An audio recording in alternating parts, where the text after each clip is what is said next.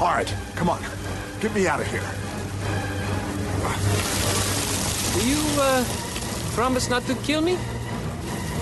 Yes, I promise. Remember, you are an Akkadian. You make an oath, you always have to keep it, right? That's right. Promise to take me with you and share in the spoils of your adventures. What? All right, fine. Yes, I promise. 6 or 8,000 years ago, they laid down the law. 6 or 8,000 years ago, they laid down the law in Mesopotamia.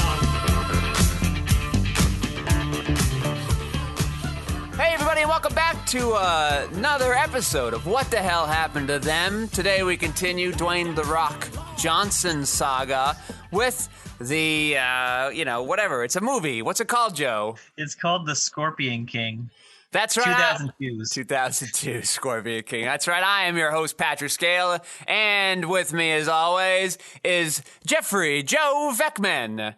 And, of course, Hi. we have the great Lev Van Rensselaer minding the audio boards, and Lev would like me to let you all know that today's sponsor is Leggy Legumes, the only pants made out of peanuts.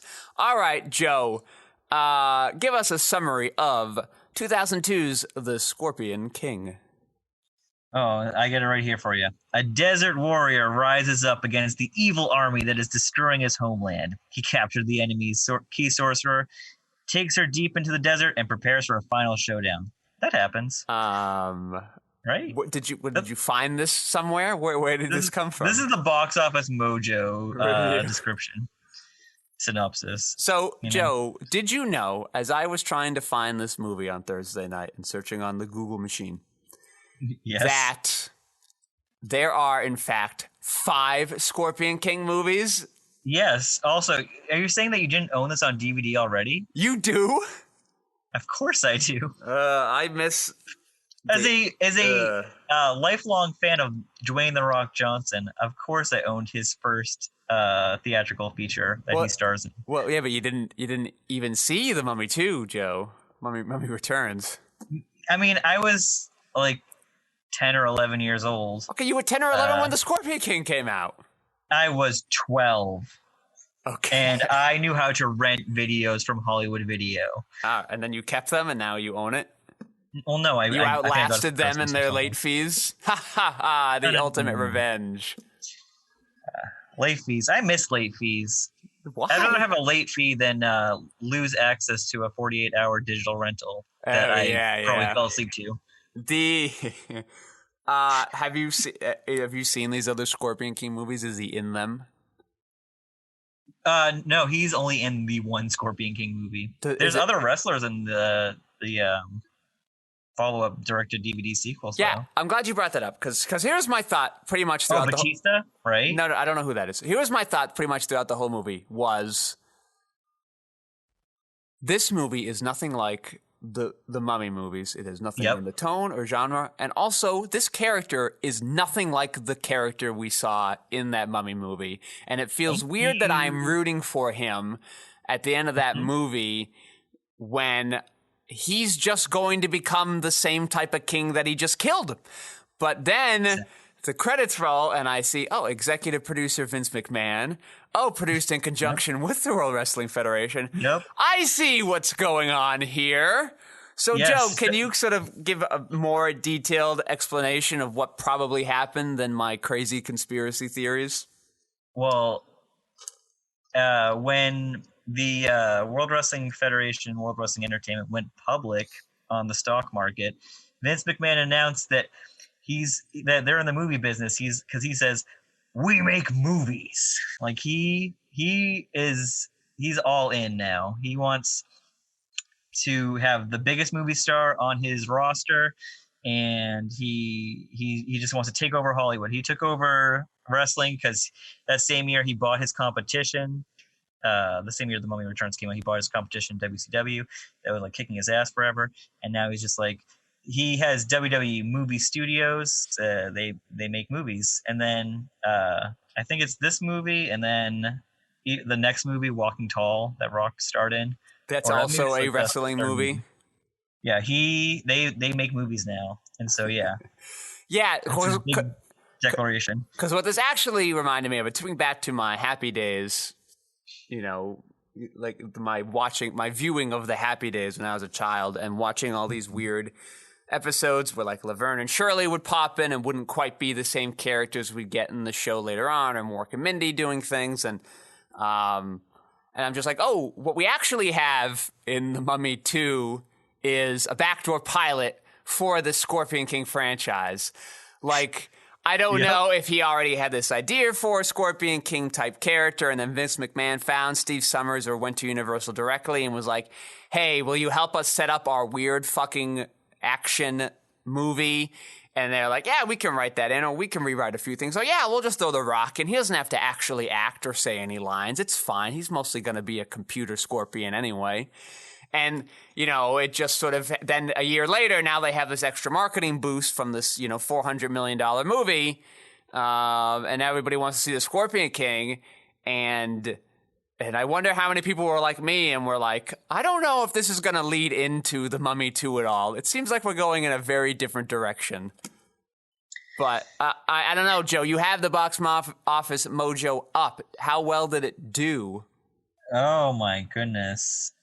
So, I'll read a couple things. So it says, storming on to a whopping 4,904 screens at 3,443 theaters, the Scorpion King could sting the top spot with around $36 million, the biggest April opening ever at that point, and much better than Universal's last stab at the genre, 1997's Cole the Conqueror, which grossed $6.1 million. I remember that movie. That movie was on the Sci-Fi Channel all the time. And and so domestically it made $91 million, and worldwide it made $178 million. So it's a hit. It's a huge hit. I mean, it helps that it sort of wasn't made for a lot of money, which sort of shows. I think it was made for $60 million. Yeah. So, 36 opening weekend. It's crazy that's the biggest opening weekend in an April at that time, and that Scorpion King has it. What other movies came out that weekend, Joe? What was its competition? So weird. So it's like the other new movie was Murder by Numbers, the Sandra Bullock. I remember that movie. Yep. Ryan Gosling movie. I saw that movie. Very boring. Dethroned Changing Lanes, the Ben Affleck, Samuel L. Jackson traffic thriller. I do not remember that. I don't know that movie, Joe. I don't know how I would poorly describe it. I actually watched it last year for the first time because I just always remember in the video store going by and saying, what is that movie? So is it indeed like an emotional family asphalt drama? Is that what's going on? Absolutely not. It's literally I think Samuel L. Jackson and like I watched this last year, but I remember maybe 2% of it. Samuel L. Jackson and Ben Affleck get in a car accident together, and then Samuel L. Jackson's like really upset about it, and Ben Affleck's like, "Oh, just get over it. It's just a car wreck. Just give me information." This is what I'm remembering. I don't remember much. And then the whole movie is just about like what happens after their car accident and like what their worlds were like. I don't know. It was fine. That's a weird pitch. That's a weird pitch to give to an executive. Hey, I want to make a movie. It's about two guys in a car crash. Oh yeah, and like people die and like their lives are really messed up. And he's like, well, no, it's like a minor inconvenience, and then we follow them around the rest of the day. Yeah, there's not much happens in the movie. Oh, and so like, but like their day is now spent ruminating on this car crash. Well, probably not. No, just an excuse to go see them. It's like an episode of The Simpsons I saw yesterday, Joe, where it starts off with Marge watching a commercial for like a discount depot type store. And by the end of the episode, Homer thinks his father is somebody else. Like he thinks a different person is his real father because it just starts off with something completely different from where it ultimately goes. Is this Changing Lanes movie? I'm sorry to distract you, Joe. Go on. What other forgettable movies came out this month? Well, one movie that I really like, Panic Room. Oh yes, that Fincher film. David Fincher movie. But that had already been out for a while, I imagine, right? Looks like it's been out for a couple of weeks. Yeah, okay. That's what I would think if it lost to the Scorpion King. Ice Age. Yeah, okay. Ice Age, yep. And what else we got here? High Crimes, an Ashley Judd thriller. They also have like 4 or 5 Ice Ages now too, don't they? These are very healthy franchises. I think that there came are out. at least 5. Yeah, see. And they're all very well spread out over the last 20 years. Yeah, same with the Scorpion King movies. Like the last one came out in 2018. I was surprised they're still sort of making them. Really? Yes. 2018. Book of Souls. Wow. Who's in this? No, don't know any of these people. Wow, they're really scraping the bottom of the barrel for this. So for wrestling's first foray into features, their goal, they want The Rock to be the star because he's sort of like the big poster child at that time. Yeah, he's the top guy in wrestling right now. Okay. And are there other wrestlers in this film? No, I don't think so. But there is one of the biggest wrestling fans. Do you know about this? No, of course not, Joe. Oh my god, I was so excited when I saw him in the movie. I'm like, oh shit, it's Michael Clark Duncan. Oh, he's a the Green Mile guy is a wrestling fan. There's like a famous like story about him. I believe he was nominated for the Green Mile for Best Supporting Actor. Yeah. And he said that he was gonna be missing one of like the parties for like his nomination or whatever, like to celebrate, because he needed to watch WWF SmackDown to see The Rock. Oh, okay. Well, yeah, I guess I can't miss it. Oh, he's dead now, right? Isn't he? He died.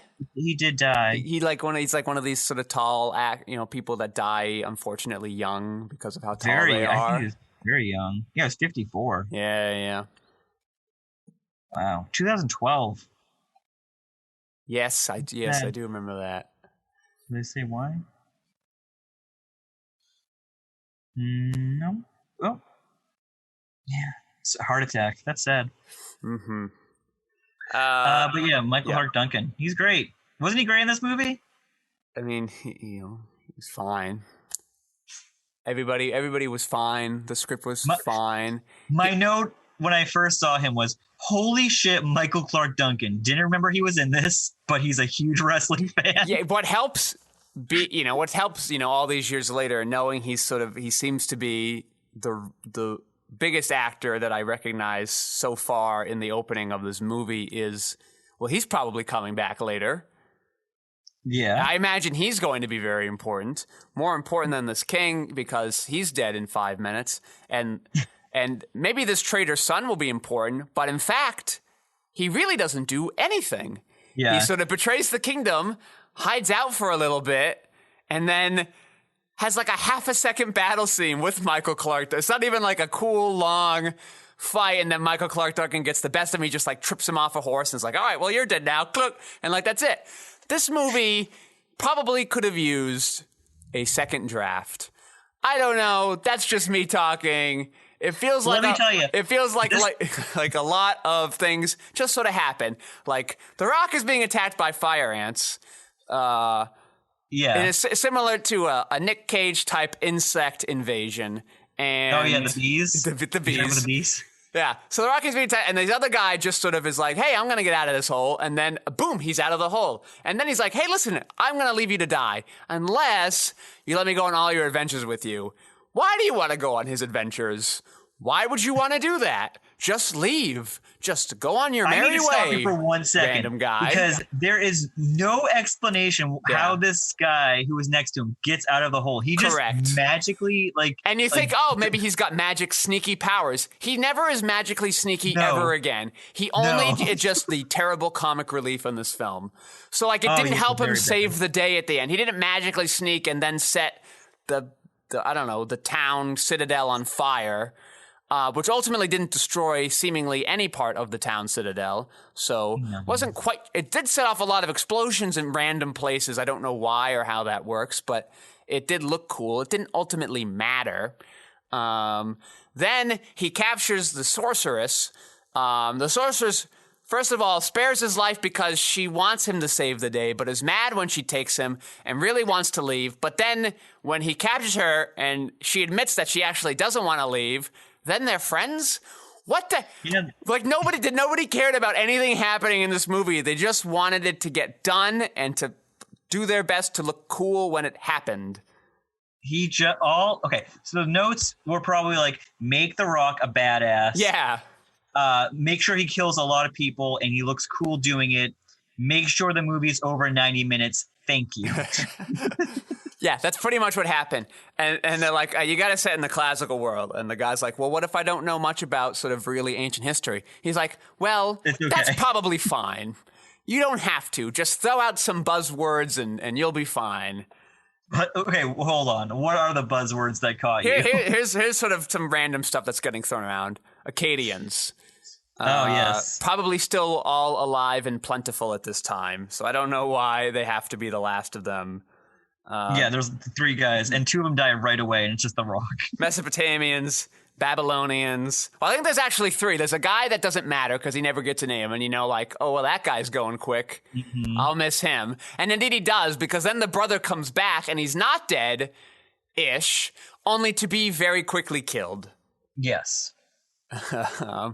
And here's what everybody, like this evil king and this traitor guy, I imagine people would say that they were handsome-ish, but to me, they're sort of like forgettably boring looking. Like they're just generically handsome. Are these people anybody? Are these like actual actors, or they just sort of picked them up off of the casting? I'm going to area? double check, but I was looking through this cast and watching this when I was watching the movie. I'm like, I have never seen any of these people in anything else. And not to be sort of pedantic, but if this was a time before the periods, there were no camels in Africa yet. Just saying. I have not seen the villain in anything. His name's Arpid. His name's Grant Heslop. I've heard his name before. Oh my God. What? Really? What? I await with bated breath. You know the comic relief guy? Yeah. He works with George Clooney a lot. Like he worked with them as like a bartender or like for half a second or something. I think he's a writer. Oh, okay. Well, he got a little acting job though. That's good. Let me just double check. But did he work with him on this? Because he has a bunch of credits like with Good Night and Good Luck, and yeah, he's a writer. Okay. Mm-hmm. He helped George Clooney write Good Night and Good Luck. Remember that movie? The news movie? Well, he definitely sounds like he's a better writer than he is a comedian. Yeah. So that's he worked good on The Ides of March. That he found where he wanted to Monuments Men. And that was that's not a great movie, but I don't know how much that is sort of the script's fault. That feels like a movie that had too much studio tinkering. I think they actually pushed back the release date. I mean, the studio might have tinkered because it was already a terrible movie, but what they released was not great either. So maybe they should have done nothing and saved some money. This guy fucking worked. I think this guy won an Oscar. He won an Oscar. You want to know what he won an Oscar for? It can't be The Descendants. His name is Grant was a different writer. Heslov. Yeah. And he won an Oscar for producing Argo. Argo. Yeah. Are you going to do it?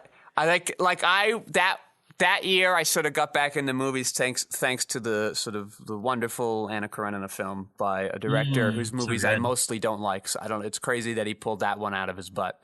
Great movie. So I'm like, I must see all the films now. And I went and I watched it was right before the Oscars and they were putting all the Oscar films back in the theaters. So I went and I watched them all. And almost like with this year's Green Book, they once again pick sort of the most boring, predictable, patting itself on the back choice of all those films. I like the first 15 minutes of Argo though, because that was actually sort of another great year. I think you had Beast of the Southern Wilds that year, which definitely should have won over Argo. Holy Motors was a better movie. Definitely was not going to win over Argo, but should have. Like that one. Even the Playbook, Silver Linings Playbook, I would argue a better movie than Argo. I don't remember what the other option or two were then, so maybe those weren't other better movies than Argo, but that's sort of a pretty stacked year. I don't know what I would pick but definitely a lot over Argo. And then just like, hey, look, here's a movie about Hollywood saving the day from a very minuscule footnote history thing that happened. Let's all vote for that one, guys. Oh, look, Ben Affleck's turned it around. Let's go. Let's make us look like redemption story time over here. There you go. I want to ask you a certain detail about this movie. Yeah, okay. So at a certain point, when The Rock gets captured, when he's trying to get the sorceress or whatever. The time when he escapes with her, or the time when he actually gets captured and she's like, they're betraying you. Yeah, that one. The second one. Okay, go on. The first one, I'm sorry. The first one. The second one I said, the first one chronologically in the movie. That's not historically accurate. Go on. So the son of the king comes out and he shows that he's betrayed his dad. Yeah. And the way he does it is he carries his dad's head. Yep. And he doesn't even have a bag for it. He's just carrying his dad's head around. Yeah, not that uncommon in the ancient world. One of the, that doesn't surprise me. It was Is it just on his belt or something? No, I mean, I don't know where he had it before he came in there, but I could see him coming in and showing it off.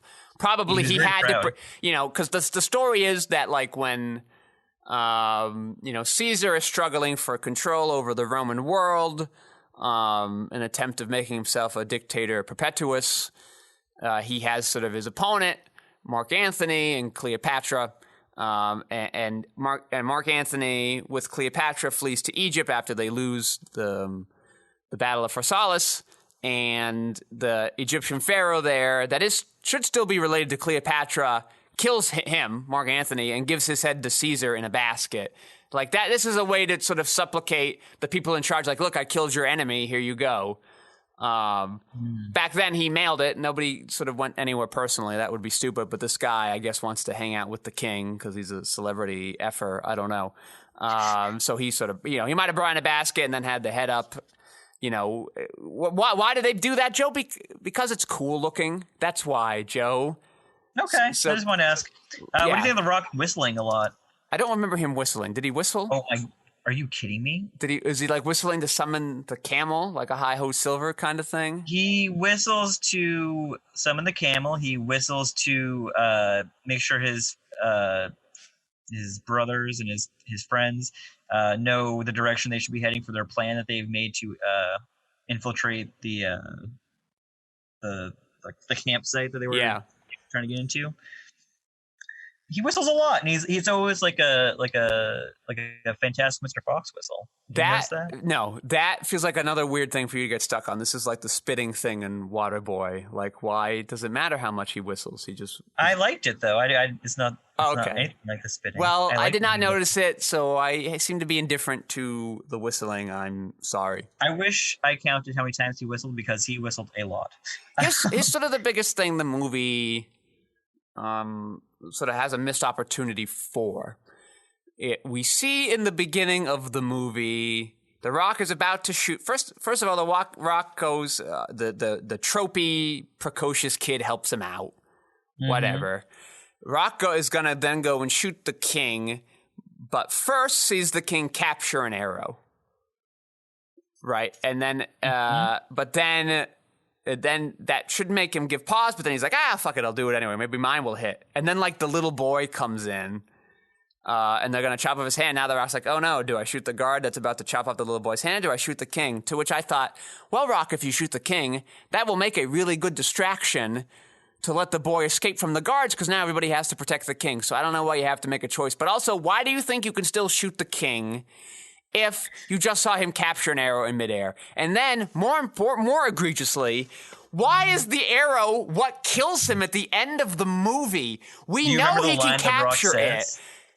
Yeah, catch this or something. It is exactly catch this. So my thought is if you wanted to sort of do something cool than just having the arrow hit him so hard, he flies off the building. And it's a good harken back to the teaser of this film, where arrows are sort of working without physics the whole time, and everybody's getting blown back. Even though in the middle of the movie, when he shoots an arrow, that doesn't happen so much anymore. I get that he loses his arrow for most of the film, but whatever. So So what they should have done is, like, he shoots the arrow, the guy catches it, but then The Rock has, like, a follow-up attack or something. Like, The Rock knows he's going to catch it because he saw that information earlier. We had to fucking sit through that earlier. So, like, he should, like, be running to, like, push him off the edge or something, or to, like, punch the arrow into him after he's caught it, or throw something else at him. Like, just something that give it a little extra top. It would fit in with the tone, the silly action tone of this movie, and would sort of be earned a lot more than just like, oh, he could catch errors earlier, but now he can't for some reason. Who knows? And also, an explosion has killed him. The end. Yep, it is the end. The end. Like, really quickly.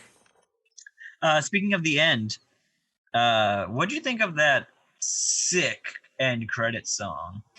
Or did you turn it off right when it was over? No, I did hear the song, and I'm just like, I'm taking back to 2002, like weepy, whatever our equivalent to hipstery guys love this. It's sort of like pre-Linkin Park song we got going on here.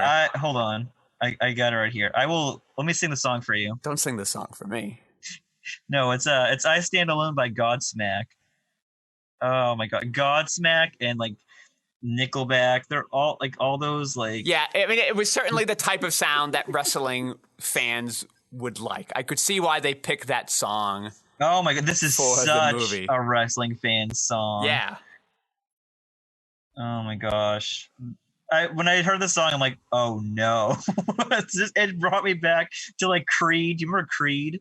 Yep. Mm-hmm. I bet that's another sort of wrestling fan staple. Yeah, the WWF did like a bunch of they like promoted a Creed album for like one of their pay-per-views. It was like, really? You guys really like Creed a lot. And then I was like, at that time, I'm like, yeah, I love Creed too. And now I'm like, what was wrong with me? Oh, Creed. Yeah. I had no idea. Well, Joe, I don't have sort of a lot of nice or interesting things to say about this movie. So I have plenty of nice things to say. I'll skip a lot of my movie. Notes. Hold on. I got something, because I loved the close-up that this movie does when Michael Clark Duncan and The Rock are fighting for the first time, and like they're having that big fight in like that city, like remember the city, and it just zooms in on Michael Clark Duncan's muscles, and then it zooms in on The Rock's muscles, and I'm just like, hell yeah. Testosterone. Yeah, you love it. Incredible. I was like, this is what this movie should have just been more like. Just amp this up a lot more. Yeah, and it really feels, this backdoor pilot really feels, my theory feels like that, because there's this half-assed scorpion poison thing thrown in the middle of the film where she's like, oh no, he has the venom of the scorpion in him. He'll have it in his blood for the rest of his life. I'm not a venomologist as much as I am a classicist, but is that how venom works? I imagine your blood has to filter and get replaced at a certain point. So, yeah. But like, and it didn't need to be, could have been any poison, and you didn't need to have that ridiculous line in there anyway. You clearly don't want to be tied. You're only called the Scorpion King so you can piggyback off The Mummy Returns. And then I think that's also what they were doing at the end of the movie, where he's like, hey, is this going to go well for a while? And she's like, nothing lasts forever. So like, and then I'm just like, yeah, in 5,000 years, you're sort of like horrible, apocalyptic scorpion monster. Like that's sort of what you become. I'm glad you're so fun and being like goofily hinting that you had sex with this lady. Yeah. Weird.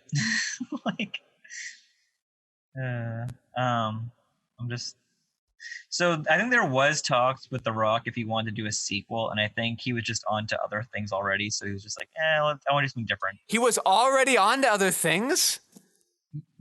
Yeah, he's got a movie coming out the next year already. Plus, he was still wrestling pretty full time up until because in 2002, I think he wrestled from the beginning of the year, and then he took like a month off to promote the Scorpion King, and then he was like right back. And he wrestled all the way up until like the end of August. And then he's like, all right, I got to go make another movie. I'll see you guys soon. Okay. And this is that. And then he comes back to wrestling back in February. So this other movie he makes that year, is it also like is it also a wrestling film, or is this like an actual film now? I think it's an actual film because it has an actual director in it. Okay. It's our next week's film. I don't want to give away too much. Okay. But it's got a star-studded cast. It's got a big-name director. I'm looking at it right now. Well, don't suck it ahead of ourselves. Oh, and it's not. Oh wait, it is. Wow. The WWE Films has got a big stake in The Rock. Yeah.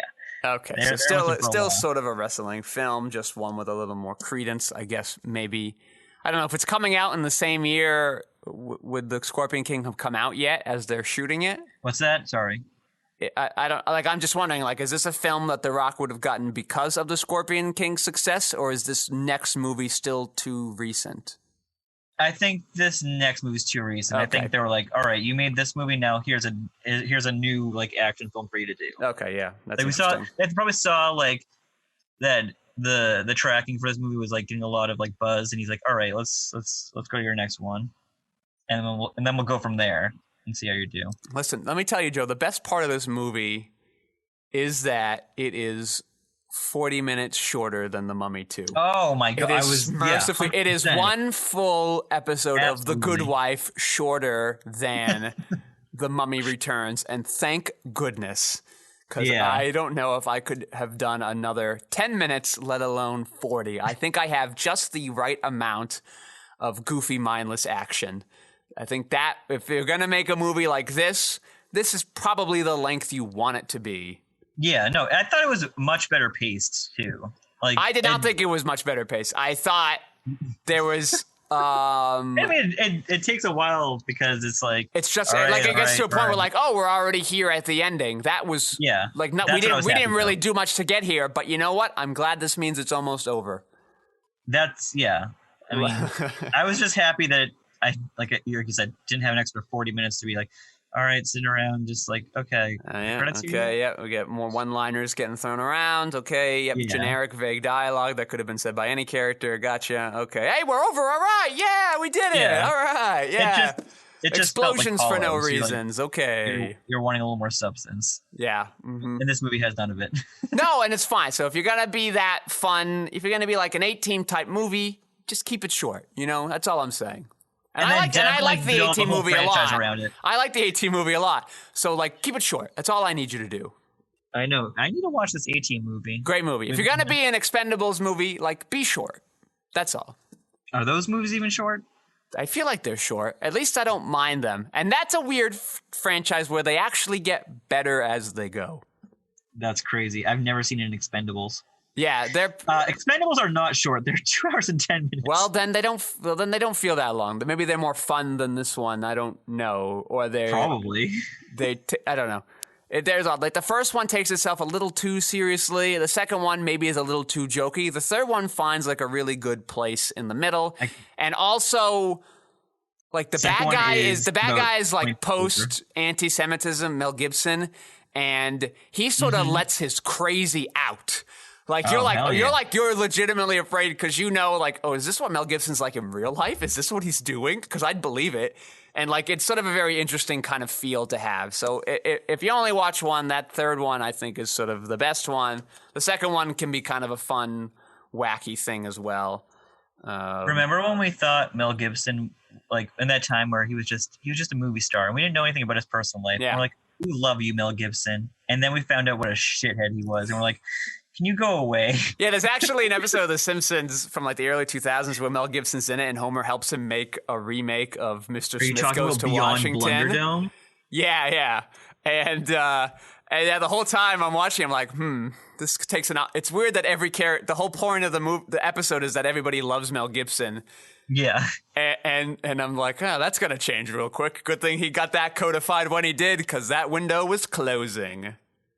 I believe that episode ends with the dog with the shifty eyes. Yeah. Mr. Smith Goes to Washington thing. Yeah, Homer wants to put in a dog with shifty eyes that's evil. Yeah. And he's like, how will the audience know he's evil? And he's like, well, the dog's going to go like this. And then he shifts his eyes back and forth.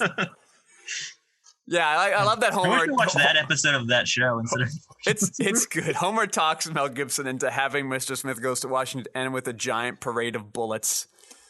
in one-liners. It's sort of mocking. Doesn't Abraham Lincoln get Scorpion shot with the film. American flag? No, but It's something like that. Like the evil senator gets like the flag thrown through his heart, and then the guy falls backwards, so the flag is standing upright and flowing at the end of the movie. I think Homer Simpson comes in as like his backup to give him a gun. Is like, let's take these filibusterers out. And like, I think his name is something like Washington Lincoln or something, like some ridiculous American name. What a great name! It's a pretty good episode. I think I'm gonna watch that when we're done recording this. Yeah, for people shitting on The Simpsons, it definitely has taken a dip in quality, but it's not as bad as quickly as people think. It does do some ridiculous things. There are some really bad episodes. But going into like season 17, like around the time the movie came out, the show still got some pep to it. It's got a little magic. And then they had the great season 19. And then you get, of course, that episode with the two Skinners and, whatever. And then, of course, there are always episodes afterwards that make pretend like it's not happening, where Skinner talks about like when he was in 4th grade, and I'm thinking back to that season 9 episode. I'm like, well, that actually wouldn't happen, right? Because blah, blah, blah. But like whatever, Simpsons made a joke about it happening and ignoring it. So I can do it too. But, other than a couple quirks like that, the episodes are either sort of just like fine, forgettable, or like, oh, pretty good. Or at the very least, an episode will have a couple good jokes in there. They're definitely different types of jokes than what you got in those first 8 seasons. It's a different type of humor, but it's still a fine humor. It's just coming at you from a different angle, which it sort of has to. Actually, at the beginning of the summer, I got to meet with one of the Simpsons producers, and I sort of asked him about the change in the type of writing that they were doing, and he sort of explained, Mike Reiss. He sort of explained, after season 4 or 5, we realized like every Simpson character had been in jail, including the babies. So like at a certain point, like you just sort of kind of run out of jokes. And so a joking style sort of has to change at a certain point. And I thought they had changed things because of Family Guy, and like they wanted to kind of keep up with that kind of breakneck random humor. But looking back at these episodes, that's kind of not what's happening. What's happening is it's sort of more of like a meta humor. And they're kind of acknowledging, that the show has become a cultural phenomenon and that these characters have these kind of Flanderized type personalities. And they're sort of rolling with that to kind of help them generate new types of stories, because the old traditional humanist stories were just running out. There just wasn't much you can do. And every now and then you'll get one of those in there, usually on a side character, but it can sort of be moving. The most annoying thing about those episodes is that just because they're the stars, they kind of have to then for the last 5 minutes turn it back on the main characters and have them with this sort of lukewarm, ham-fisted problem that they had to insert because they're the main characters, when I'd rather spend time with like, oh, what's going on with this weird Disco Stew moment, or a Moe thing, or a Barney, or a, Principal Skinner and Edna Krabappel kind of thing. So, but that's enough of the Simpsons rant, because we have to. Hold on, I got one more Simpsons question. Okay. So I don't remember. We might have talked about this. Where do you stand on the episode Behind the Laughter? Yeah, so like that's what I'm talking about. Like you would, that's sort of where you can kind of see this trend. Even that Principal Skinner episode where at the end of it they're like, we're all going to talk about like this never happened. And then a few seasons later, there's even an episode where Lisa's cat dies, and she goes through all these other cats. She goes through all these other cats, and then eventually the crazy cat lady throws her a cat that looks just like Snowball 2. And she's like, great, we have a Snowball 6. But to save money on a new bowl, we'll just keep calling you Snowball 2. And then Skinner walks by, and he's like, well, isn't that a bit of a cheat? And she's like, I guess you're right, Principal Tim Zarian.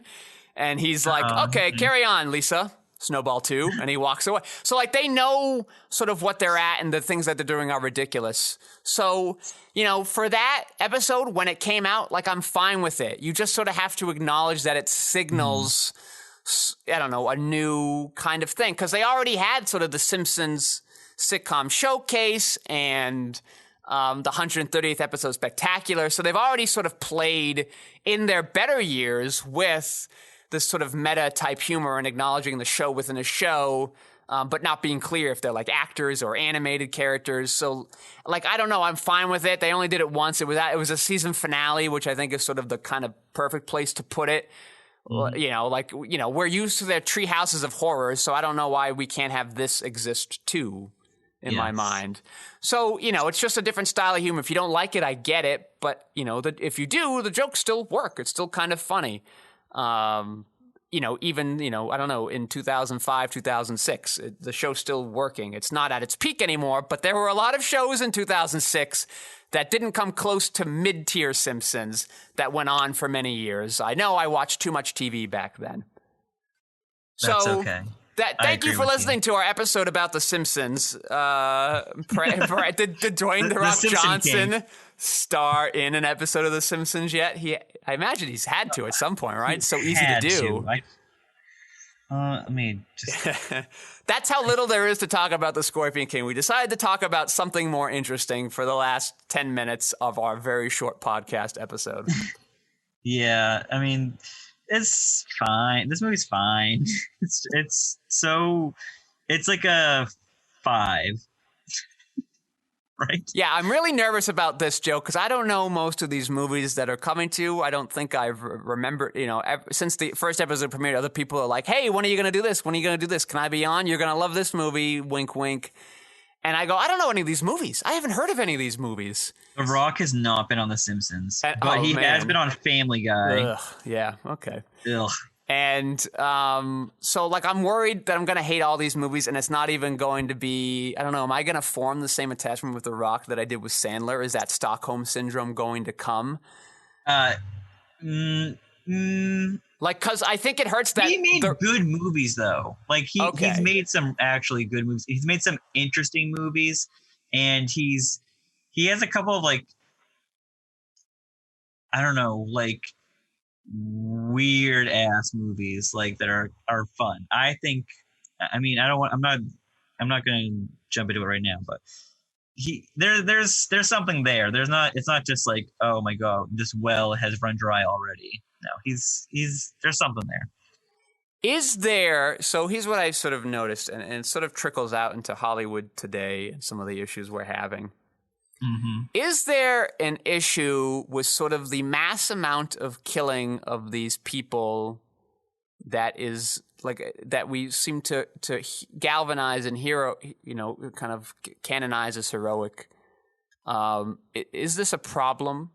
Is this something we should be curtailing in modern cinema? That violence is good. I know it's sort of an old kind of Reagan era question, but we're having sort of a lot of things with it's important to have representation of sort of certain types of people in the real world, and we don't want to sort of jokingly kind of portray sort of sex crimes in this kind of manner. But in theory, this movie treats women like garbage. Yeah, exactly. So in theory, we shouldn't be doing this, towards women or violence in general like this. But it's sort of already kind of grandfathered in as it's too late now. But is it? I don't know. Should these types of kind of action movies where nameless grunts get killed and we're supposed to be cool, awesome? Is that something that we should curtail? Is that a thing that we should be policing more to kind of help, with the crumbling culture that's around us? This is so interesting that you brought this up when we're doing the Rock series. You brought this up when we were doing Sandler too, but because of how the age gaps between his co-stars. But with the Rock, and you'll start to notice it especially when he becomes The Rock in movies instead of just he's like that wrestler. He is always calling it his female co-stars woman. In the movie, that's what that's he doesn't refer to them by their characters. He's oh, look at that woman. Or does the sorceress in this movie woman. even get a name? I don't remember anyone ever referring to her by her name. I think her name is just the sorcerer. Sorcerer. And then there is this female Amazon warrior. But no name. she has no name. She has 2 lines. She gets to kick a little butt, but we don't really focus on her that much. It's The Rock kind of swinging around people. And then there's the scene where Michael Clark, there's a sight gag where Michael Clark Duncan's sleeping with this woman and then wakes up and there's another woman behind him. And we're supposed to be yeah, you get him, Michael Clark. So I don't know, you've been watching a lot of Rock movies. Is this does this begin to change as Hollywood sensibilities change? Yeah. I imagine the violence is still there because it's still there and celebrated in the Marvel movies. But I don't know, is this sort of a problem we should be talking about more in a non kind of Christian far right kind of way, but just sort of like a sensible, like, is it right to think that like we can solve our problems by violence? Oh my!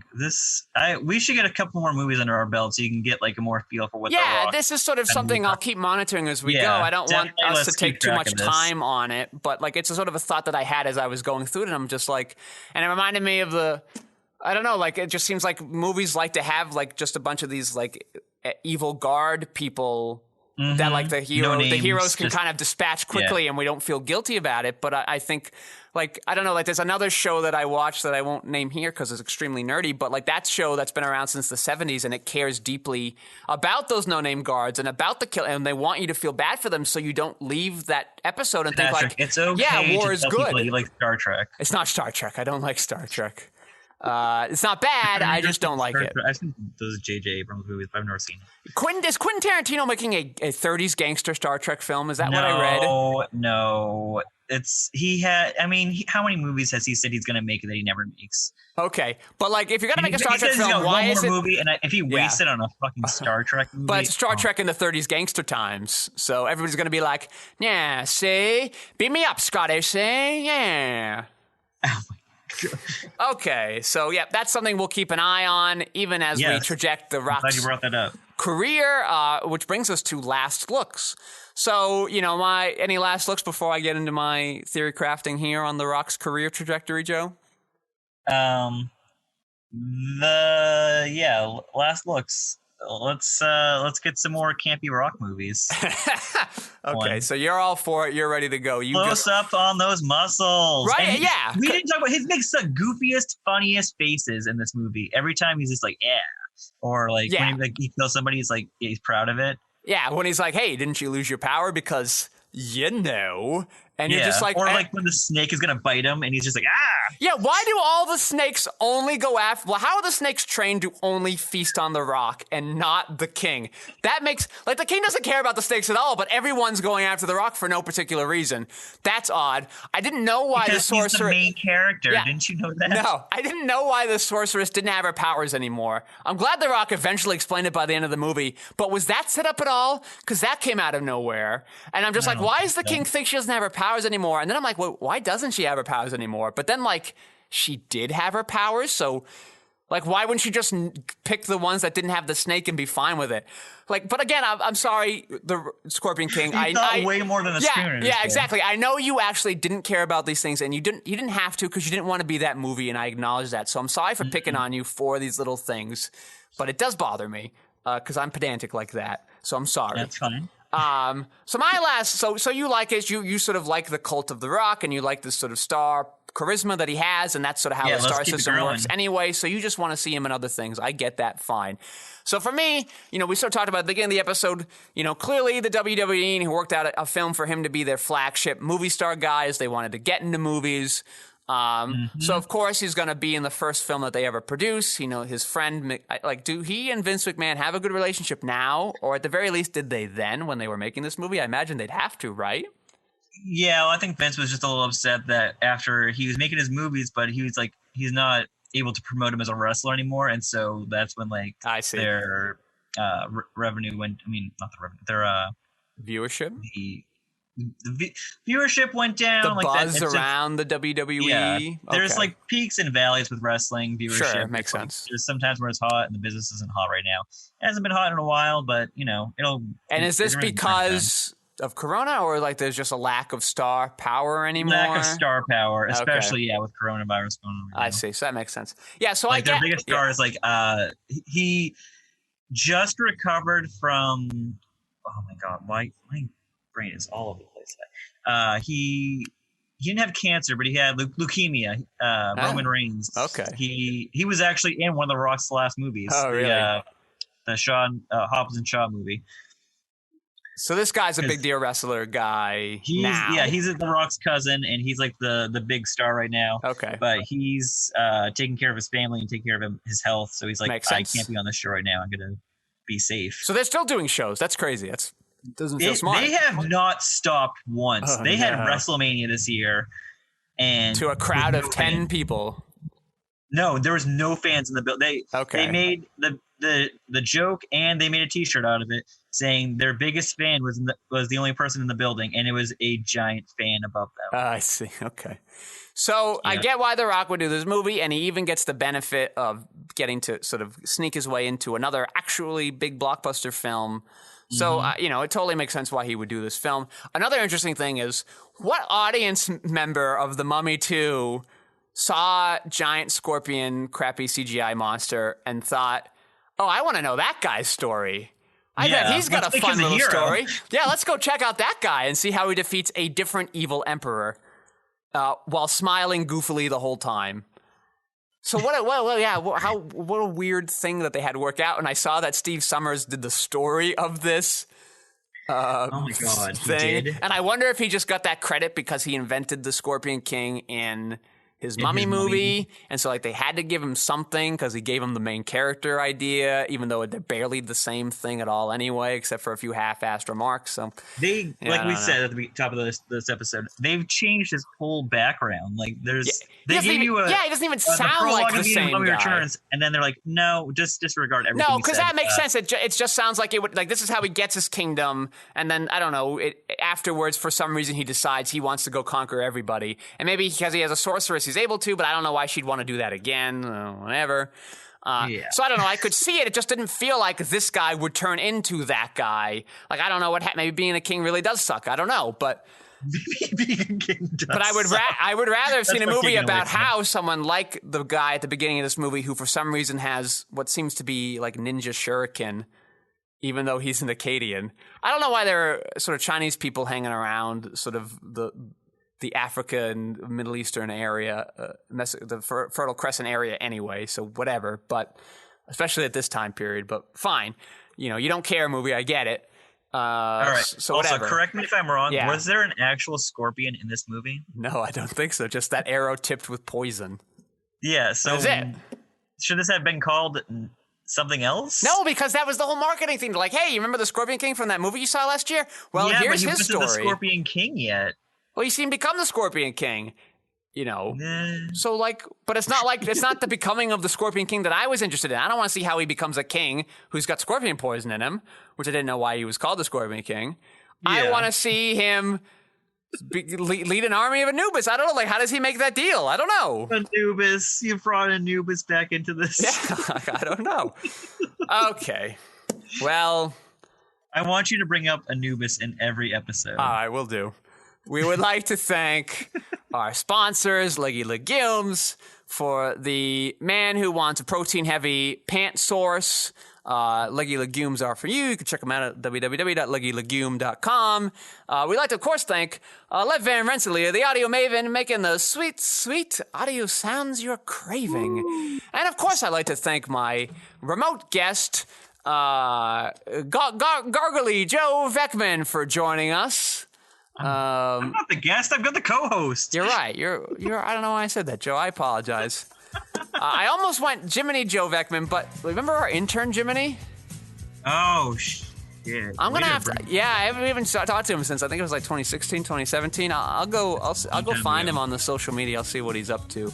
Speaking of which, you can find my features, documentaries, short films, animated episodes, and film essays at quixoticandI.com and all related social medias. I am your host, Patrick Skeyhill. Joe, say goodnight. Good night.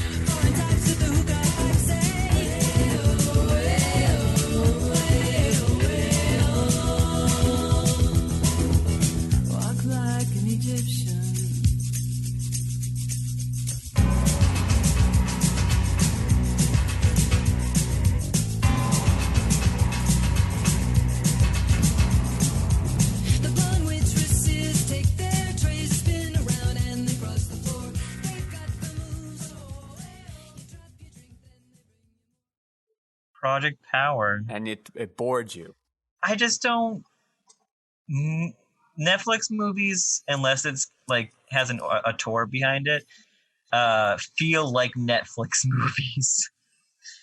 Yeah, I wonder if it's just like if they know, like, all right, here's the made-for-TV version, like here's the direct-to-DVD version, and they're like, oh no, here's a real movie let's try to put this in theaters if they open up again. Like I wonder if they kind of know, like, it's good enough for streaming. Let's not worry. Let's just drop it there and forget about it. It's apparently they worked on it for 2 years. It looks okay. I mean, it doesn't look like a bad movie. It doesn't interest me. And I'm like, I don't know. It just feels like a solid, like, 6 out of 10, you know? Like a solid 6. You're like, oh, you definitely put an effort in, but it's fine. Joe, you want to hear my crazy story before we begin? Yes, please give it to me. I have been. I'm still sort of on the other state's health system, and they want me to kind of re-sign up and stuff. And but then yesterday I got another one, and as I go to open it up, it's the same exact form as the one from a few weeks ago. But this what falls out of it is a crisp $2 bill. Oh. A Mr. Jefferson on a bill from 2003, staring at me, falling on the floor, and I go, is the government trying to bribe me to sign up for health insurance and doing it in the weirdest and cheapest way possible? Hey, you want health insurance? Here's $2. It's very twee of them. You can, what the fuck, what does that mean? It's like, like those, like, indie movies from like the early 2000s, like a Wes Anderson movie. It's like that's what twee means. It's no, there's a better word for it. Maybe is it a real word unlike twee? Twee is a word to describe a certain group of weird Wes Anderson my brain people. Is broken. You've been working all night, Joe. It makes sense. I guess so. I'm trying to think of the word, though. It's like quirky. Twee means pretty much quirky.